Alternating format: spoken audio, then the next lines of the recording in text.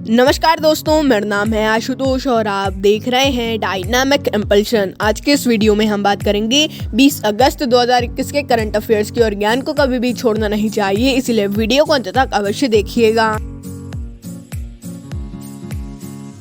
अगला प्रश्न है, संयुक्त राष्ट्र सुरक्षा परिषद ओपन डिबेट में अध्यक्षता किसके द्वारा की गई? तो जैसे कि आपको पता ही है कि अभी अध्यक्ष भारत है, तो भारत से किसने अध्यक्षता की? A Narendra Modi, B S Jaishankar, C Arindam Bagchi, D Ajit Doval. And the right answer is S Jaishankar. तो केंद्रीय विदेश मंत्री एस जयशंकर ने हाल ही में की गई संयुक्त राष्ट्र सुरक्षा परिषद की ओपन डिबेट में अध्यक्षता की है और भारत से भी इन्होंने ही प्रतिनिधित्व किया और पूरे बैठक की अध्यक्षता इन्होंने ही की। और यह पूरी बैठक टेक्नोलॉजी और पीस कीपिंग पर थी कि शांति सदैव बनी रहे और भारत हमेशा से ही यही विचार है भारत के कि किसी की भी लड़ाई ना हो, हर देश अपनी तरफ से शांति बनाए रखे।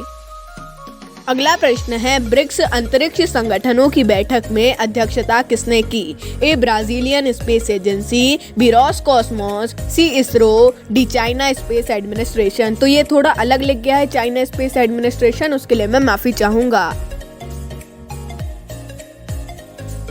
The right answer is ISRO. तो इस बार ब्रिक्स अंतरिक्ष संगठनों की बैठक में अध्यक्षता भारत ने की और भारत का प्रतिनिधित्व इसरो के अध्यक्ष के सिवान जी ने किया है। तो ब्रिक्स के आज बहुत से क्वेश्चन है और किसने अध्यक्षता की है बैठकों की, वो भी बहुत क्वेश्चन है, तो इसके बारे में भी जानना बहुत आवश्यक है, इसीलिए पूरे वीडियो को ध्यान से समझिएगा।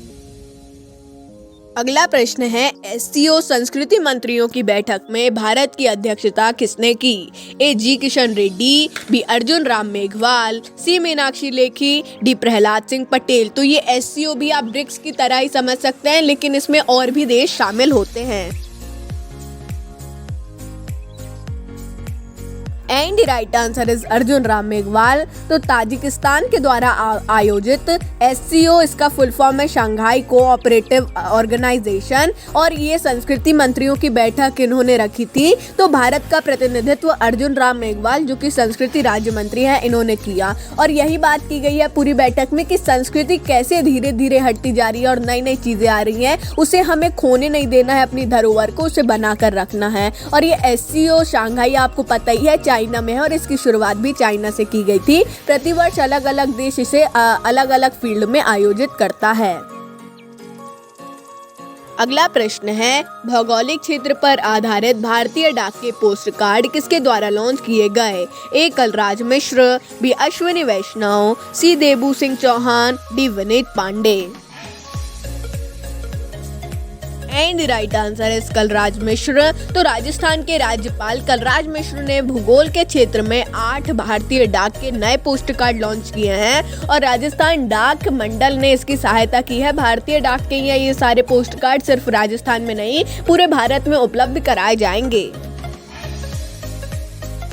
अगला प्रश्न है, प्रौद्योगिकी मंच यूनाइट अवेयर को संयुक्त राष्ट्र ने किस देश के साथ लॉन्च किया है? ए उज्बेकिस्तान, बी रूस, सी भारत, डी चीन।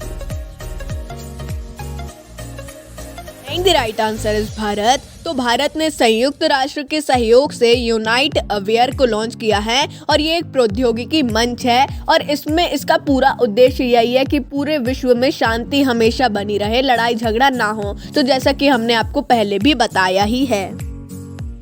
अगला प्रश्न है, राष्ट्रीय कृषि बाजार इनाम में शीर्ष स्थान किसने प्राप्त किया?